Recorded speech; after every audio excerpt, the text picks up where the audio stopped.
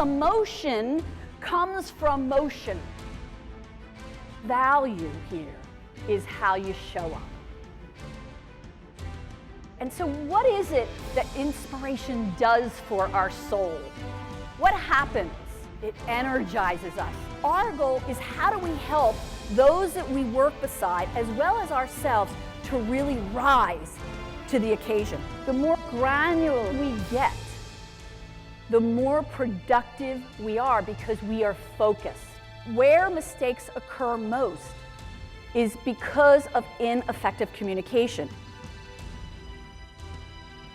We modeled over 2,500 different leaders and salespeople and organizations that we were working with over these past 9 months to start to identify what is it that is allowing certain people to still achieve, to feel that they're reaching their potential and they're moving.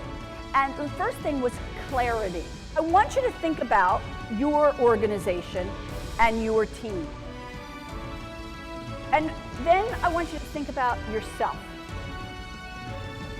One of the greatest things we can do as leaders for ourselves is to take time to self-reflect and be self-aware.